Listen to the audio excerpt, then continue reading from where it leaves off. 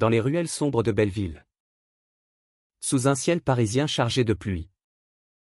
Un cri déchira la nuit, « Tu n'es plus mon fils. » Henri, le père au poing serré, avait chassé Alexandre dehors, nu sous la tempête, pour une différence qu'il ne pouvait tolérer, celle d'aimer un autre garçon. À 16 ans, Alexandre tituba dans le froid, le cœur en lambeaux, se jurant que cette trahison forgerait son destin. Non pour haïr, mais pour guérir.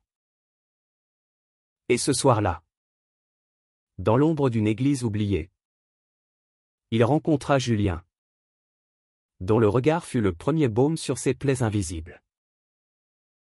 Paris. Cette ville des amours impossibles et des rêves brisés, enveloppait Alexandre comme un manteau trop grand. Issu d'une famille modeste du quartier du Marais, où les odeurs de baguettes fraîches se mêlaient aux effluves de peinture des ateliers d'artistes, il avait grandi entre les rires de sa mère Marie, une fleuriste aux mains tachées de pétales roses, et les silences lourds de son père Henri, un maçon bourru dont les épaules portaient le poids des chantiers inachevés. Alexandre était un garçon sensible, aux boucles châtaines qui dansaient au vent de la Seine, aux yeux verts hérités de sa grand-mère provençale. Dès l'enfance, il dessinait des cœurs entrelacés dans ses cahiers d'école. Non pas pour les filles aux rubans dans les cheveux, mais pour les garçons qui couraient plus vite sur le terrain de foot. Cette différence, il la chérissait en secret, comme un trésor volé aux conventions. Mais le secret s'effrita un soir d'été, quand Henri surprit Alexandre et son ami d'enfance, Lucas, enlacés dans la cour de l'immeuble. Les mots fusèrent comme des coups de marteau, « pervers ». Honte sur notre nom. Marie pleura, supplia. Mais Henri, rongé par ses propres peurs d'un monde rural qu'il avait fui pour la capitale, claqua la porte. Alexandre, 16 ans à peine, se retrouva dehors avec un sac à dos et 20 € en poche. La pluie martelait les pavés. Et il courut jusqu'aux lumières tremblantes de Pigalle, où les néons roses promettaient un refuge aux âmes perdues. C'est là, dans un café enfumé nommé « Le Refuge », que Julien apparut. 22 ans, Français d'origine maghrébine avec une peau olive et un sourire qui défiait les ombres. Julien était un peintre errant, ses doigts tachés de bleu cobalt et de rouge vermillon. Il sirotait un absinthe, esquissant des portraits de passants sur une serviette en papier, quand il vit Alexandre entrer. Trempé, les lèvres tremblantes. « Assieds-toi. » Petit frère, dit-il d'une voix chaude comme le soleil d'Alger que sa mère lui avait légué. Alexandre obéit. Et pour la première fois depuis des heures, il se sentit vu non comme une anomalie, mais comme une toile vierge attendant ses couleurs. Leur conversation s'étira jusqu'à l'aube. Julien raconta ses propres batailles, rejeté par sa famille conservatrice d'un quartier de banlieue. Il avait fui vers Montmartre pour peindre la liberté qu'on lui refusait. L'amour, c'est pas une maladie, c'est une révolution, murmura-t-il. Et Alexandre, les larmes aux yeux, osa pour la première fois avouer son secret. Julien posa sa main sur la sienne.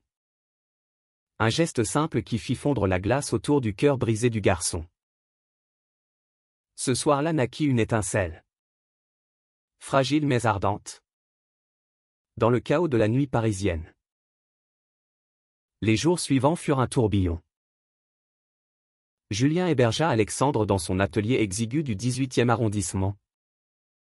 Un grenier aux murs couverts de toiles inachevées où l'odeur de térébenthine se mêlait à celle du café brûlé. Ils partageaient des repas frugaux, du fromage et du pain croustillant volé au marché et des rêves chuchotés sous les couvertures usées. Alexandre, avec sa curiosité insatiable, posait 1000 questions sur l'art. Sur la vie? Sur comment survivre quand le monde vous crache au visage. Julien, avec sa sagesse d'artiste blessé, lui apprit à transformer la douleur en force. Ton père t'a rejeté, mais il ne te définit pas. Peins ta propre histoire. Pourtant, la romance qui s'épanouissait entre eux n'était pas sans épines. Julien, marqué par un amour passé qui s'était soldé par une overdose dans une ruelle de Bastille, craignait l'attachement. Je ne veux pas te briser. Alex, confiait-il lors des nuits où l'insomnie le saisissait. Alexandre, lui, luttait contre les fantômes de son foyer perdu. Il revoyait le visage de Marie. Ses lettres anonymes glissaient sous la porte de l'atelier. Suppliant, reviens. Mon fils. Ton père regrettera. Mais Alexandre refusait, il voulait se forger seul. Loin des chaînes familiales. Un matin d'automne, alors que les feuilles jaunies tourbillonnaient sur les toits de zinc, Alexandre prit une décision qui changea tout. En feuilletant un vieux journal abandonné, il lut l'histoire d'un médecin qui avait sauvé des vies brisées par l'homophobie, fondant une clinique pour les jeunes LGBT en marge de la société. Je veux guérir, déclara-t-il à Julien. Les yeux brillants. Pas seulement les corps, mais les âmes. Julien, ému, l'embrassa avec une tendresse infinie. Alors, bats-toi pour ça. Montre au monde que ta différence est ta plus grande arme. Ainsi commença le périple d'Alexandre vers la médecine. Avec l'aide de Julien, qui vendait ses toiles pour payer les frais, il s'inscrivit au lycée de rattrapage du soir, dans un bâtiment gris de la banlieue. Les nuits étaient courtes, après les cours. Il lavait des vitres dans les cafés de la rive gauche pour survivre, et rentrait pour étudier sous la lampe à huile de l'atelier. Julien le dessinait souvent, penché sur ses livres. Un jeune homme de 17 ans aux traits affinés par la détermination. Un stéthoscope imaginaire autour du cou. Leur amour grandissait dans ces sacrifices partagés, des baisers volés entre deux chapitres d'anatomie. Des promenades main dans la main le long de la Seine, défiant les regards torves des passants. Mais la kermesse n'était pas sans tempête. Un soir d'hiver, alors qu'Alexandre révisait pour son bac, Henri apparut à l'atelier. Averti par Marie. Il était venu, le chapeau à la main, le visage creusé par la culpabilité. Fils. J'ai eu tort. Les mots butèrent dans sa gorge.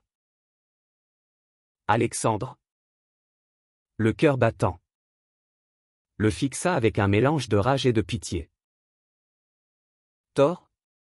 Tu m'as jeté comme un chien. Julien intervint, sa silhouette protectrice entre eux. Mais Henri s'effondra en larmes. J'ai peur pour toi. Pour notre nom. Les gens parlent. Alexandre, tremblant, le chassa, ton nom? Je n'en veux plus. Pars. Et ne reviens pas. Cette confrontation raviva les braises de la douleur. Alexandre sombra dans une mélancolie profonde, doutant de sa voix. Julien, sentant le vent tourner, organisa une escapade à Provence, chez une tante d'Alexandre qu'il avait toujours chérie en secret. Là, sous les champs de lavande violette ondulant au vent du Mistral, Ils redécouvrirent leurs flammes. Allongé nu sur une couverture au bord d'un ruisseau, Julien peignit le corps d'Alexandre avec des pigments naturels, traçant des motifs de cœur et d'ailes. « Tu es mon chef-d'œuvre » murmura-t-il. Et leurs corps s'unirent dans une danse lente, passionnée, où le plaisir se mêlait aux larmes de guérison. Ce voyage fut leur ancre, rappelant qu'au-delà de la souffrance, l'amour était une force invincible. De retour à Paris, Alexandre réussit son bac avec mention. Un triomphe amer sans sa famille. Il intégra la faculté de médecine de la Sorbonne. Un bastion de savoir où les amphithéâtres gothiques résonnaient d'échos de Pasteur et de Curie. Les années d'études furent un marathon impitoyable, dissections tardives sous les néons blafards, gardes interminables aux urgences de l'Hôtel-Dieu, où il soignait des âmes brisées migrants. Prostituées, jeunes gays tabassés dans les boîtes de nuit. Julien, fidèle, exposait ses toiles dans les galeries de Saint-Germain. Et leurs soirées étaient des oasis, dîners aux chandelles avec du vin de Bordeaux, danses lentes sur des airs de Piaf, et des nuits où leur corps explorait les contours de l'autre avec une urgence renouvelée. Pourtant, les ombres planaient. Julien, dont la créativité s'essoufflait face à la précarité, sombra parfois dans la dépression. Une nuit, après une dispute futile sur l'argent, il avoua: « Et si je ne suis pas assez pour ton avenir de grand médecin, Alexandre ?» Le serrant contre lui. « Promis, tu es mon cœur. Julien. Sans toi, je ne suis rien. » Leur réconciliation fut ardente. Un feu qui consuma les doutes, les menant à un engagement discret des alliances en argent tressé, échangées sous les arches du Pont des Arts, où des milliers de cadenas d'amoureux scintillaient comme des étoiles tombées. Au fil des ans, Alexandre se spécialisa en cardiologie, fasciné par le cœur comme symbole de ses propres batailles. À 30 ans, il dirigeait une unité à l'hôpital Saint-Louis, soignant les maladies invisibles qui rongeaient l'âme autant que le corps. Julien, devenu un artiste reconnu, exposait à la Biennale de Venise, mais rentrait toujours à Paris, à leur appartement haussmannien surplombant les toits. Leur amour, mature désormais, était un mélange de tendresse quotidienne et de passion sporadique des week-ends volés en Normandie, où ils marchaient pieds nus sur les plages de Galets, ou des soirs d'hiver devant la cheminée, lisant des poèmes de Verlaine à la lueur des flammes. Mais le destin, ce farceur cruel, réservait un coup de théâtre. Un appel en pleine nuit, de l'hôpital de province où Henri avait été admis, infarctus massif. Marie, la voix brisée, supplia: « Alexandre, il demande après toi. Il regrette tout. » Alexandre hésita, le combiné tremblant dans sa main. Julien, à ses côtés, posa une main sur son épaule. « Va. Pas pour lui. Pour toi. Guéris cette plaie une fois pour toutes. » Le voyage vers Avignon fut un calvaire. Dans le TGV filant à travers les vignobles de Bourgogne, Alexandre revécut chaque humiliation, les insultes, les nuits solitaires, le poids du rejet. Pourtant, une lueur persistait, les souvenirs d'un père qui l'emmenait pêcher au bord de la Loire, quand le monde était encore innocent. Arrivé à l'hôpital, sous le soleil impitoyable du midi, il trouva Henri pâle, branché à des machines qui bipaient comme des reproches muets. Marie, Vieillie mais rayonnante. L'étreignit, mon fils. Tu es là. Henri ouvrit les yeux. Et dans ce regard, Alexandre vit non plus la colère, mais une vulnérabilité nue. Alex.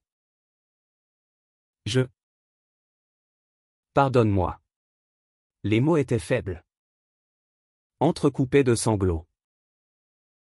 Alexandre, le cœur serré, posa son stéthoscope sur la poitrine de son père. Je suis médecin maintenant? Papa. Laisse-moi te sauver. Les heures suivantes furent un ballet de précision, diagnostic fulgurant. Intervention risquée, où chaque incision rappelait les cicatrices invisibles de leurs liens brisés. Julien, arrivé par le premier vol, veilla dans la salle d'attente, priant en silence pour que l'amour triomphe de la haine. Miracle ou destin? Henri survécut. Dans les jours de convalescence, sous les oliviers du jardin hospitalier, père et fils parlèrent enfin. Henri confessa ses peurs, élevé dans un village conservateur où l'homosexualité était un tabou. Il avait projeté ses propres hontes sur son fils. J'ai eu peur de t'aimer comme tu es. Alexandre, les larmes coulant, répondit, l'amour n'a pas de condition. Et la différence? C'est ce qui nous rend humains. Julien. Présent? Ajouta sa voix, nous avons bâti une vie ensemble. Malgré tout. Rejoins-nous. Si tu le veux. Le pardon ne fut pas instantané, mais progressif. Comme une greffe qui prend racine. Henri, rétabli, visita Paris, découvrant l'appartement d'Alexandre et Julien, orné de toiles vibrantes et de photos de voyage Lisbonne. Berlin, des villes où l'amour libre fleurissait. Il assista même à une exposition de Julien, serrant la main de son fils avec fierté devant un portrait d'Alexandre, un homme aux yeux verts, le cœur ouvert comme un papillon. Marie, radieuse, organisa des dîners familiaux où les rires effaçaient les silences passés. Des années plus tard, Alexandre, à 40 ans, fonda une fondation pour les jeunes LGBT rejetés, offrant des bourses médicales et des refuges artistiques. Julien, son partenaire éternel, illustra les campagnes avec des toiles de cœur entrelacées. Henri, devenu un grand-père fier pour leurs enfants adoptés, 2 garçons espiègles d'origine syrienne, raconta souvent son histoire dans les lycées provençaux, j'ai failli perdre mon fils pour une peur stupide. Sauvez-vous en aimant. Et ainsi, dans les rues de France, où la tour Eiffel scintille comme un phare d'espoir, l'histoire d'Alexandre devint légende, un rappel que le rejet peut forger des héros. Que l'amour guérit les cœurs les plus endurcis. Et que la différence, loin d'être une malédiction, est le fil d'or qui tisse les âmes les plus belles. Les ombres du passé s'allongeaient encore sur Alexandre, même après le sauvetage de Henri. Rentré à Paris, il se surprit à errer dans les jardins du Luxembourg, où les statues de reines oubliées semblaient murmurer des secrets de résilience. Julien, sentant son trouble, proposa une retraite dans les vignobles de Bordeaux, chez un ami vigneron qui cultivait non seulement du merlot, mais aussi des amitiés sans jugement. Là, au milieu des ceps lourds de grappes pourpres, ils marchèrent pieds nus dans la terre humide, parlant de tout et de rien, des patients qu'Alexandre avait sauvés, des toiles que Julien avait vendues à un collectionneur anonyme. Mais la paix fut de courte durée. Une lettre arriva, cachetée d'un sceau provincial, une invitation à un mariage familial. Celui de la cousine d'Alexandre. Élise. Une jeune femme aux cheveux de feu qu'il avait connue enfant. Viens. Alex. Papa veut te voir, écrivait-elle. Le cœur battant. Il hésita. Julien. Pragmatique. L'encouragea, c'est le test ultime. Si tu y vas, tu clôt le chapitre. Alexandre accepta. Mais non sans crainte et sans Julien à ses côtés. Car ce voyage devait être solitaire. Une confrontation intime. Avignon en été était un brasier, le palais des papes dressait ses remparts comme un géant de pierre. Et les fontaines chantaient des airs médiévaux. La noce se tenait dans une bastide nichée au bord du Rhône. Ornée de guirlandes de jasmin et de roses trémières. Élise. Radieuse dans sa robe ivoire. L'étreignit avec effusion, tu es là. Papa est nerveux comme un chat. Henri. En costume froissé. S'approcha. Un verre de Mistel à la main. Fils. Merci d'être venu. Leurs embrassades furent maladroites. Mais sincères. Un pont fragile jeté sur l'abîme. La soirée s'étira en danse folle sous les étoiles. Au son d'un accordéon qui évoquait les fêtes d'antan. Alexandre. Un verre de vin à la main. Observa son père rire avec les oncles. Et pour la première fois, il vit l'homme derrière le bourreau, un veuf prématuré. Hanté par la mort de sa propre mère. Qui avait élevé ses fils dans la rigidité pour masquer sa propre vulnérabilité. Tard dans la nuit, alors que les invités s'égaillaient, Henri et Alexandre s'assirent sur un banc de pierre. Face au fleuve miroitant. J'ai lu sur toi. Dans le journal local, confia Henri. Ta fondation. Elle sauve des vies comme la mienne. Je suis fier. Alex. Vraiment. Les mots, simples, fissurèrent les dernières murailles. Alexandre pleura. Et Henri avec lui. Leurs épaules se touchant pour la première fois depuis des décennies. J'ai aimé un homme. Papa. Julien. Et ça m'a rendu meilleur. Henri hocha la tête, j'ai vu ces tableaux. Il respire l'âme. Amène-le. Un jour. Montre-moi comment aimer comme vous. De retour à Paris. Cette réconciliation infusa une nouvelle vitalité dans la vie d'Alexandre et Julien. Ils adoptèrent officiellement leurs deux fils. Samy et Lucas, âgés de 5 et 7 ans, arrachés à la guerre en Syrie par une ONG. L'appartement devint un foyer bruyant, rire d'enfants courant après un ballon dans le salon. Julien peignant des fresques murales de dragons bienveillants. Alexandre rentrant des gardes avec des histoires d'hôpital qui transformaient les dîners en contes moraux. Papa a sauvé un cœur aujourd'hui, racontait-il. Et les garçons? Yeux écarquillés. Demandaient, comme le tien. Avec Julien? Mais le drame n'avait pas dit son dernier mot. Un automne pluvieux. Julien fut diagnostiqué d'une leucémie rare. Un coup de poignard dans leur idylle. Alexandre, cardiologue chevronné, se lança dans une bataille acharnée, consultation avec des oncologues de renom à l'Institut Curie. Essais cliniques prometteurs. Nuit blanche à décortiquer des dossiers sous la lueur de l'ordinateur. Julien, fidèle à son esprit d'artiste, transforma sa maladie en muse, il peignit des autoportraits où son corps amaigri était couronné de fleurs immortelles. Symbole de renaissance. Si je pars, Ce sera en couleur, plaisanta-t-il, masquant sa peur derrière un sourire. La famille se mobilisa. Henri, depuis Avignon, envoya des colis de fromage et de vin fortifiant.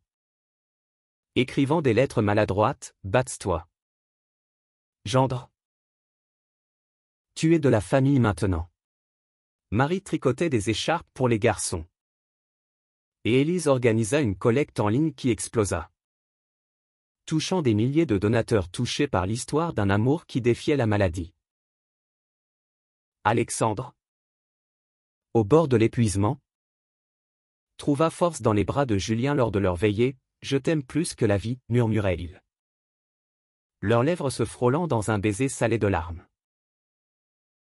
Les traitements furent un enfer, chimiothérapie qui laissait Julien prostré. Fièvre qui transformait leur nuit en cauchemar.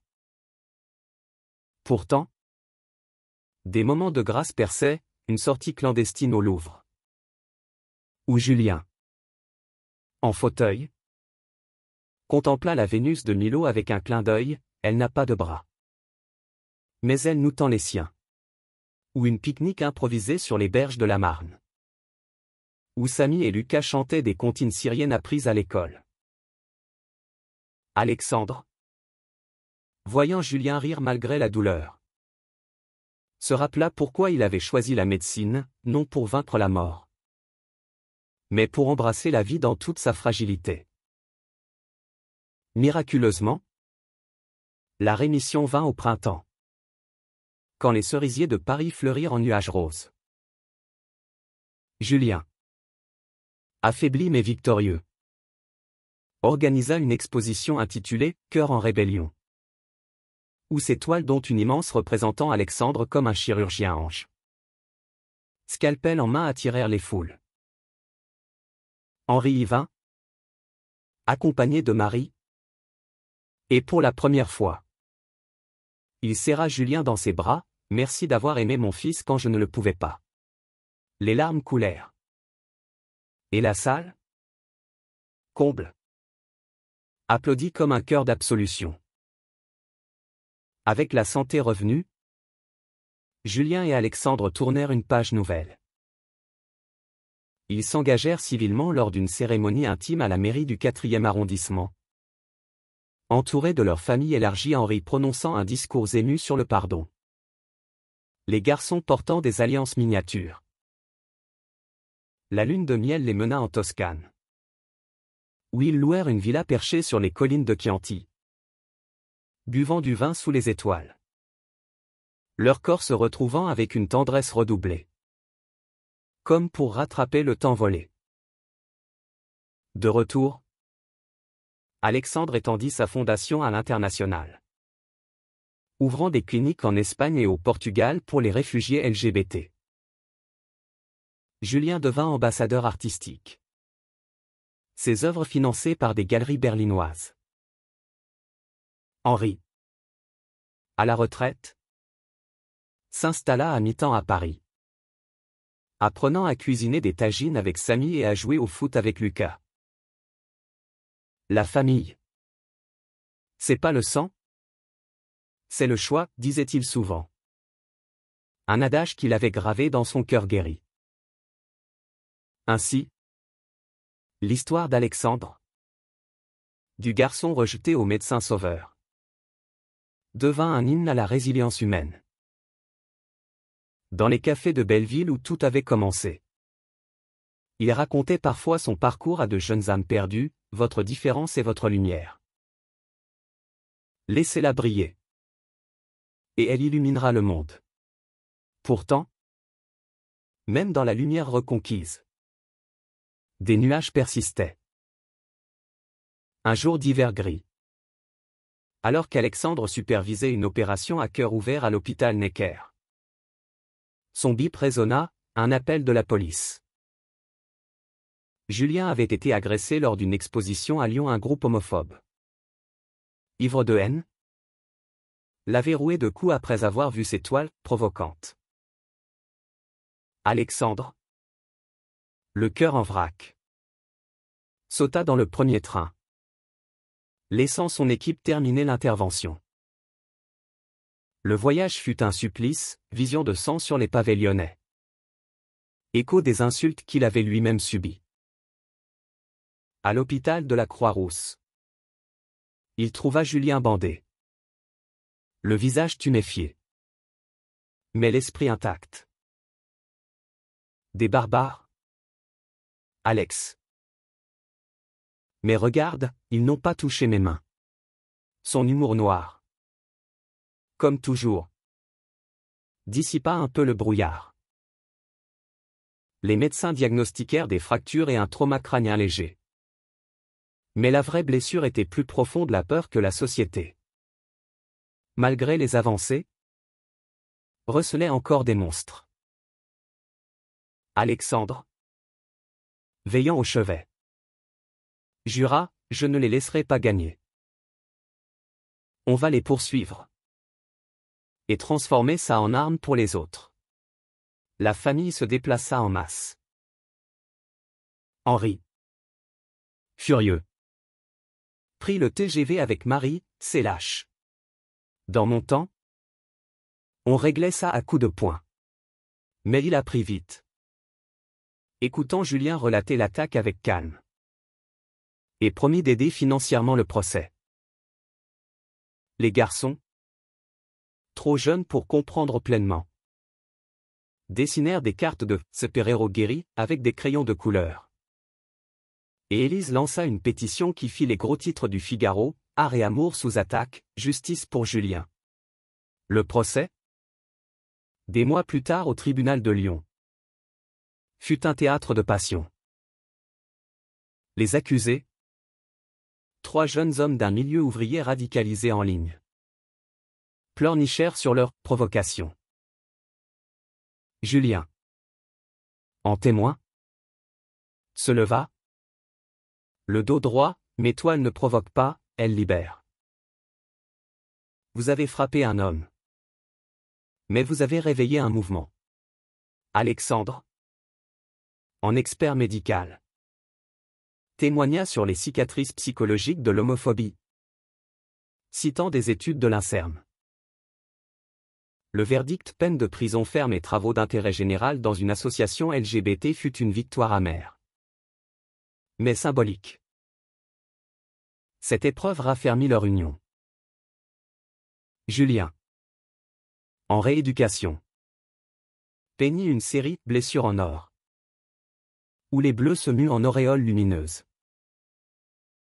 Alexandre, hanté, intensifia ses conférences sur la santé mentale des minorités, collaborant avec des psychologues de la Pitié-Salpêtrière. Ensemble, ils fondèrent un centre d'art-thérapie pour victimes d'agressions, où peinture et parole guérissaient les traumas.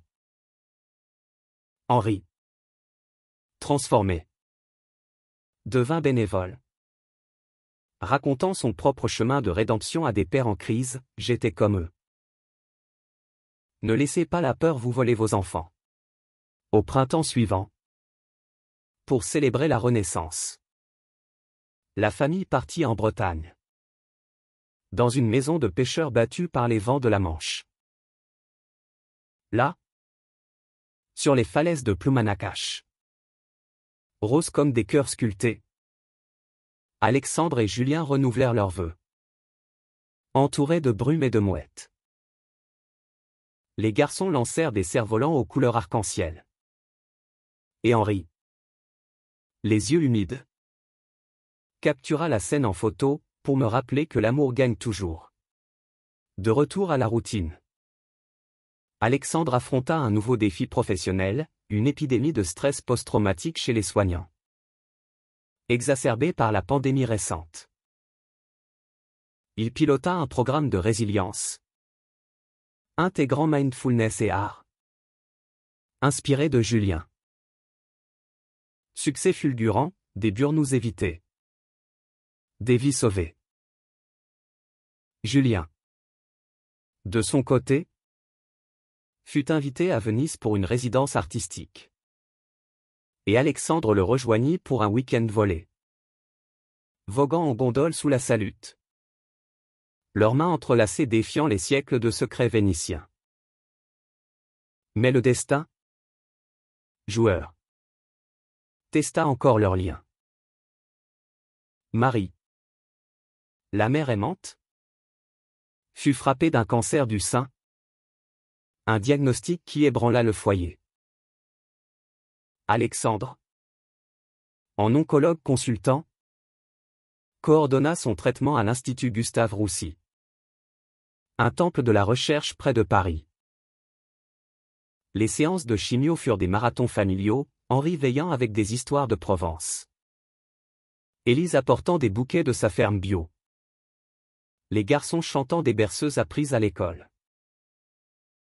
Julien peignit un portrait de Marie comme une déesse fleur, immortelle malgré la maladie.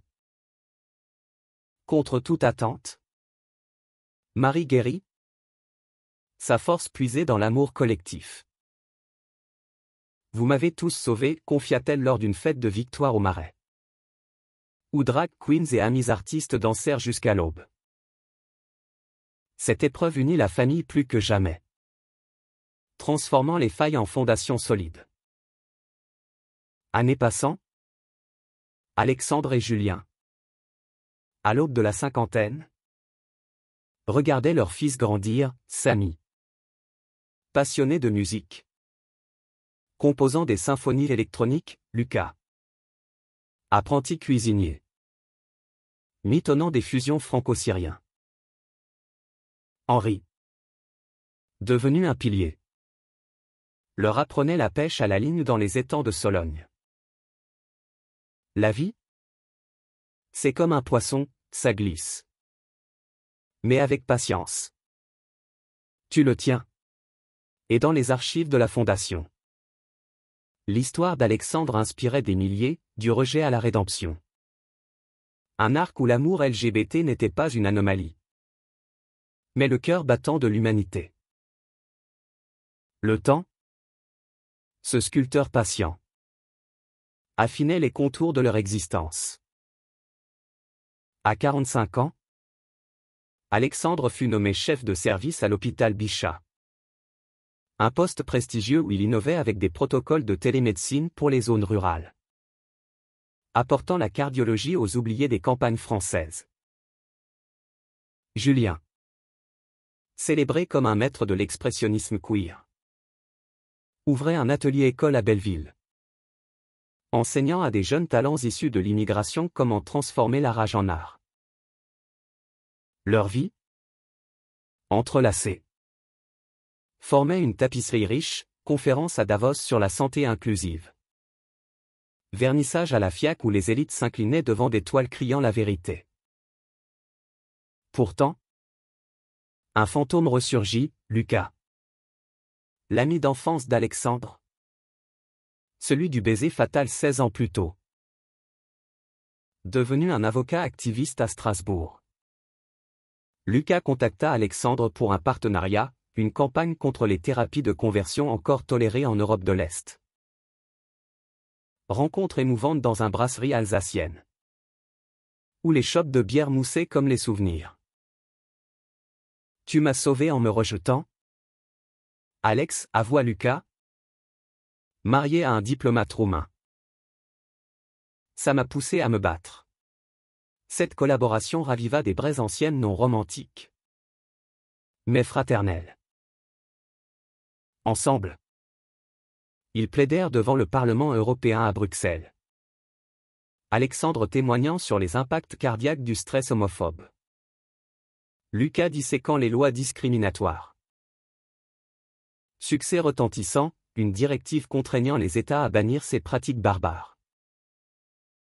À Paris, Julien organisa une fête triomphale, avec feux d'artifice sur la scène et toast au champagne, à nos victoires. Petite et grande. Mais la joie fut tempérée par une perte, la tante provençale d'Alexandre, celle du refuge en lavande, s'éteignit paisiblement à 90 ans. Son testament légua une oliveraie à la famille. Un legs symbolique. Lors des funérailles à Gordes, sous les cyprès sentinelles, Henri prononça l'oraison, tante Louise nous a appris l'acceptation avant que je ne sache la pratiquer. Alexandre, ému, planta un olivier en son honneur. Avec Julien et les garçons creusant la terre fertile. Ce deuil inspira un projet familial, un été dédié à la Provence. Transformant l'Olivret en écolieu pour retraites artistiques LGBT. Ouvriers et bénévoles affluèrent. Et bientôt, des ateliers fleurirent peinture sous les étoiles. Yoga au lever du soleil. Thérapie de groupe où des histoires de rejet se muèrent en chants de liberté. Henri, main calleuse, pressait les olives avec les jeunes. Partageant des anecdotes, j'étais dur comme ces noyaux. Mais l'huile coule. Douce et dorée. Au cœur de cet été.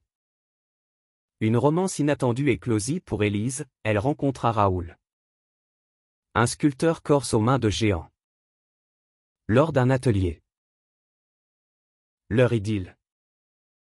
Passionnée et terre à accent grave-terre. Culmina en un mariage sur la plage de Bonifacio. Falaise calcaire plongeant dans la mer turquoise. Alexandre fut témoin. Et dans son discours, il tissa le fil familial, de rejet à union. Notre sang est un fleuve d'amour infini. Rentré à Paris, Alexandre affronta une crise personnelle, un burn-out rampant. Symptôme d'années à porter le monde sur ses épaules. Julien, intuitif, l'emmena en sabbatique à l'île de Groix.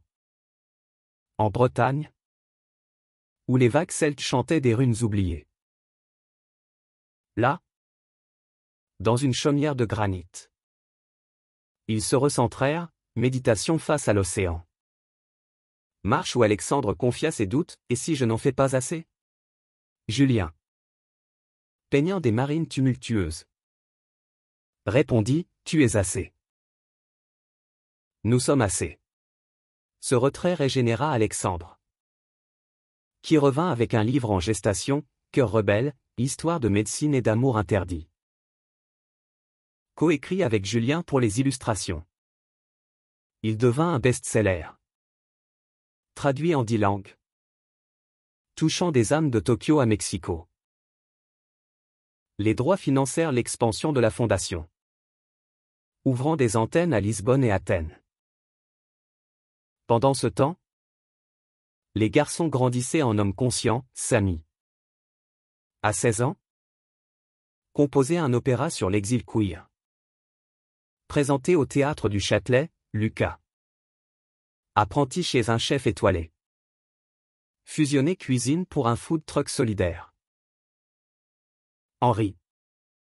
Fier aïeul. Les initiés aux traditions, vendanges en Bourgogne. Où les raisins écrasés symbolisaient le jus de la vie. Un soir d'automne, lors d'une réunion familiale au complet, Élise et Raoul avec leur nouveau-né. Une petite fille nommée Liberté. Alexandre leva son verre, à nous. Forgé dans le feu du rejet. Poli par l'amour. Les rires fusèrent. Et sous les lumières tamisées. Julien serra sa main, et à demain. Où nous continuerons d'écrire.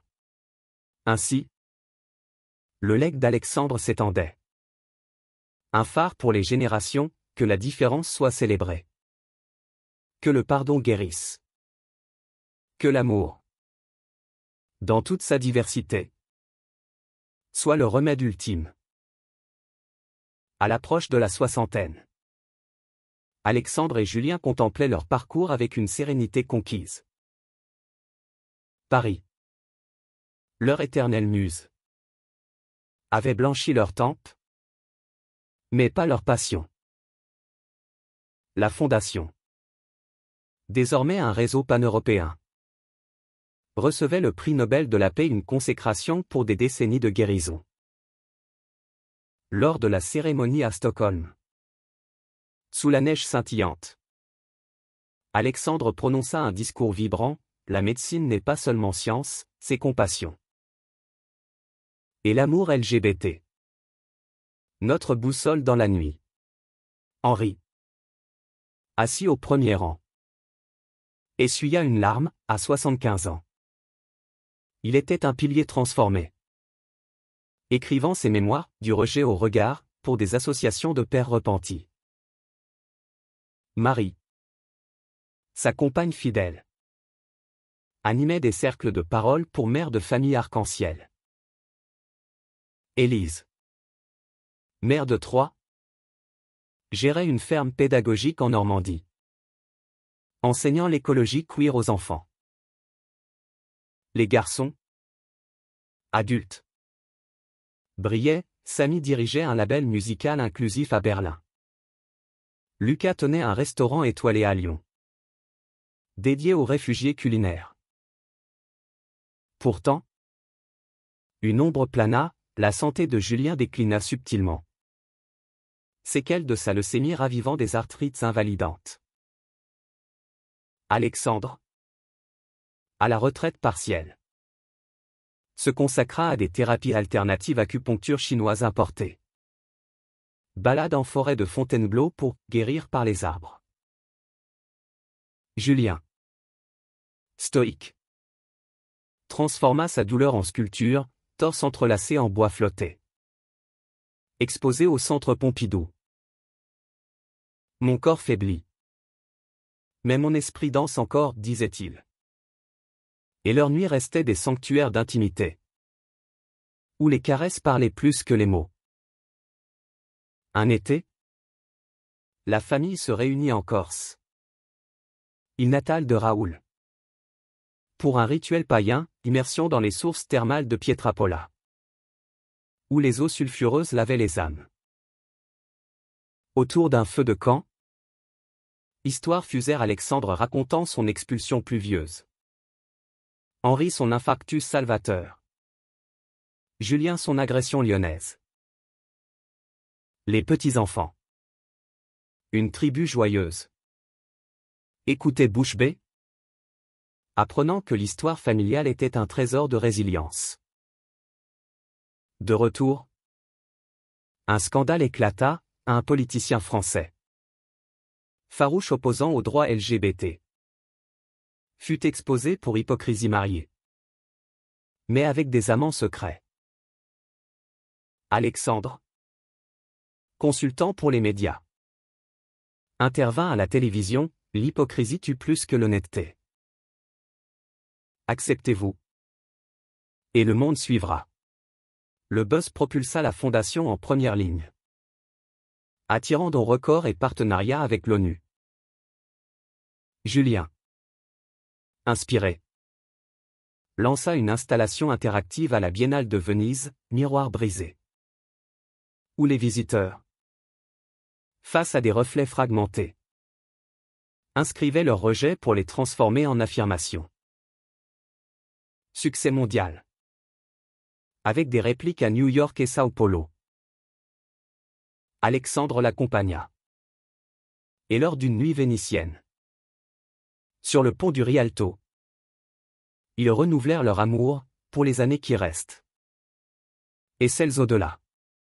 À Paris, la routine s'enrichit de legs, Alexandre mentorait de jeunes médecins queer à l'université. Julien enseignait l'art comme catharsis à des prisons. Henri publia ses mémoires. Best-seller touchant des milliers de familles. Une crise migratoire en Méditerranée les mobilisa, la fondation affréta des cliniques flottantes. Soignant des cœurs brisés par la mer. Un soir d'hiver, lors d'un Noël au complet dans l'oliveraie provençal guirlande de lumière dans les branches. Centonniers provençaux animés. Alexandre et Julien s'éclipsèrent pour un slow dance sous la lune. De Belleville à ici. Quel chemin, murmura Alexandre. Julien sourit, et quel amour. Leur histoire. Gravée dans les annales. Inspirait, que le garçon rejeté devienne sauveur. Que le père renié embrasse. Que l'amour triomphe. Éternel et multicolore. Les années s'écoulèrent comme les eaux de la Garonne. Paisibles mais inexorables. À 70 ans. Alexandre. Cheveux d'argent et regard toujours vif. Présidait des conférences internationales sur la santé holistique. Reliant médecine et spiritualité dans un symposium annuel à lourde ironie douce. Où les eaux miraculeuses rencontraient la science. Julien. Voûté par l'âge mais esprit flamboyant. Publiait un recueil d'essais illustrés, Amour en couleurs. Méditation sur l'héros-queer à travers les âges. La famille s'élargissait, Samy épousa un violoniste suédois. Elias. Lors d'une cérémonie en Laponie. Aurore boréale comme témoin. Lucas fonda une chaîne de restaurants solidaires. Employant des ex-détenus LGBT. Élise. Écologiste engagée. Menait des campagnes contre le réchauffement. Sa ferme devenant un modèle d'agroforesterie inclusive. Henri. À 90 ans. Un patriarche serein. Dictait ses souvenirs à une biographe. Insistant, dites-leur que le regret est un maître cruel. Mais le pardon un Dieu bienveillant.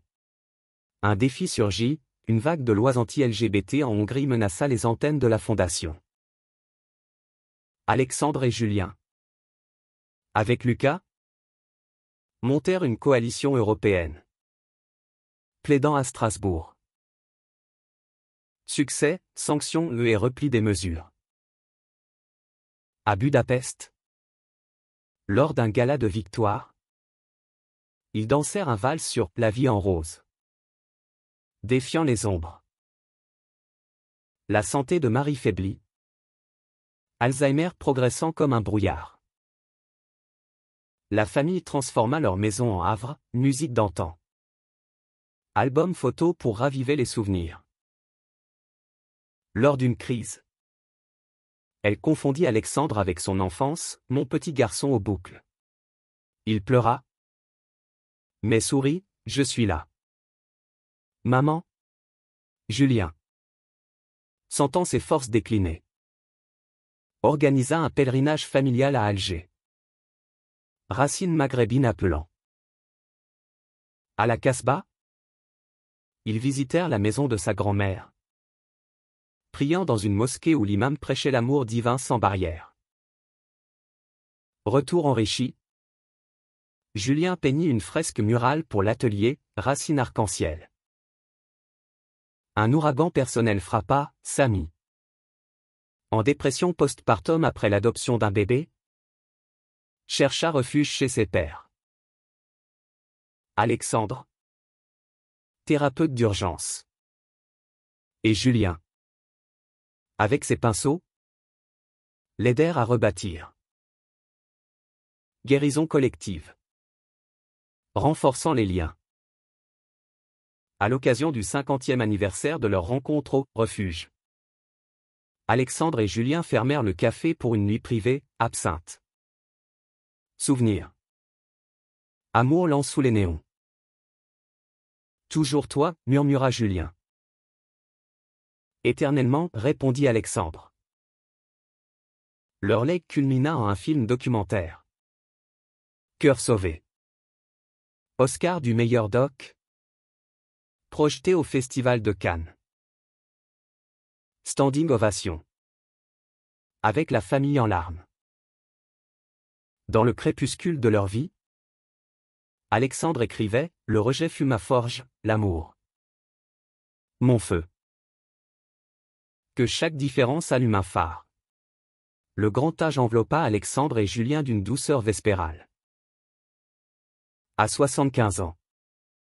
Ils s'installèrent dans une maison de campagne près d'Aix-en-Provence.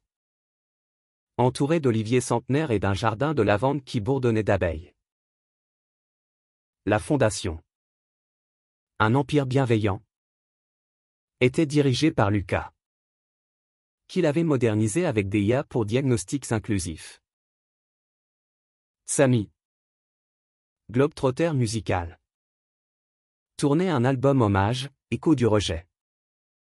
Symphonie queer jouée aux Nations Unies. Henri s'éteignit paisiblement à 95 ans. Entouré d'aimés, murmurant, dit à Alex. Je l'ai aimé. À la fin, ses funérailles. Une célébration en Avignon. Virent des centaines anciens patients. Famille reconvertie témoignait, il nous a appris le pardon par l'exemple. Alexandre, cœur serré, planta un chêne en son honneur, racines profondes. Branches ouvertes. Marie suivit peu après. Alzheimer emportant ses souvenirs. Mais pas son sourire. Lors de son adieu à Paris, la famille chanta « Ne me quitte pas ». Et Julien exposa un portrait final, elle. Éternel fleuriste sous un ciel d'azur. Ces pertes affinèrent leur sagesse. Alexandre et Julien voyageaient peu. Préférant les veillées philosophiques, débats sur l'âme. Avec Elias jouant du violon. Le bébé de Samy gazouillant. Lucas. Avec son partenaire.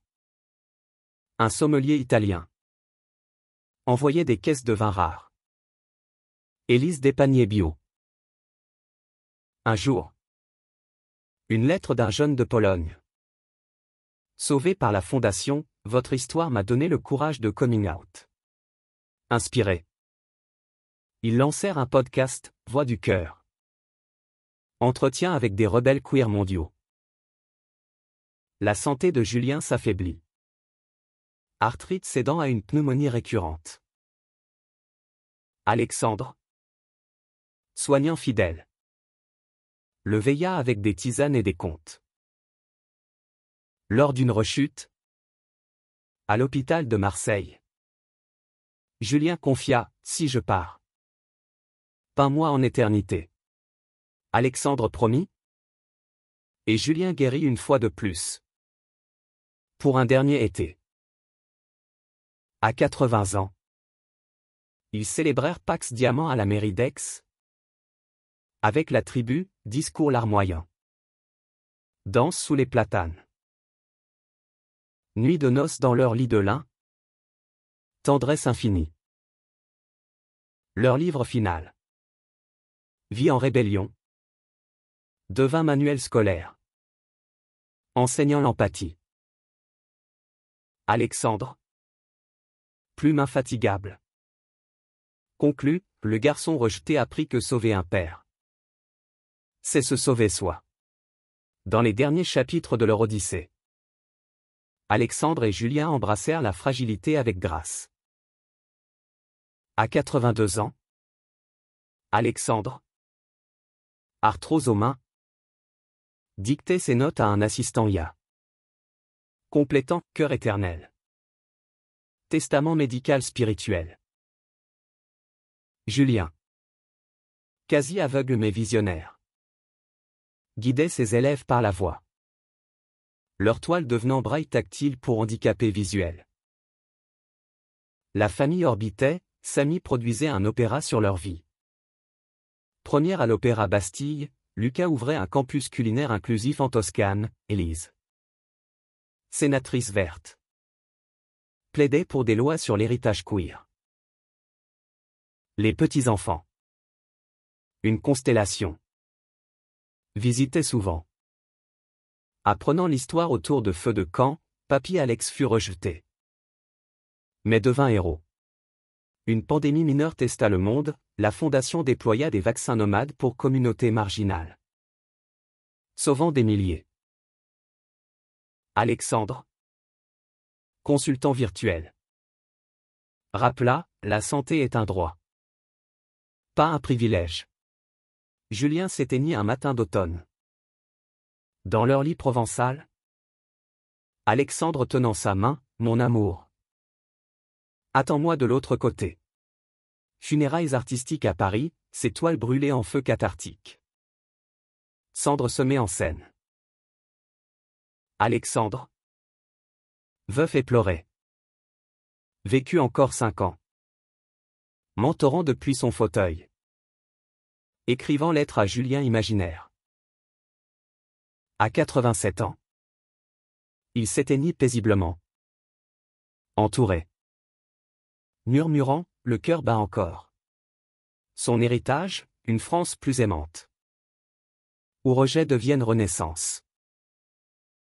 La Fondation érigea un mémorial au Marais, statue d'Alexandre et Julien. Main jointe. Avec inscription, de la différence naît la lumière. Et dans les ruelles de Belleville. Un nouveau garçon. Rejeté. Trouve le refuge, cycle éternel de guérison.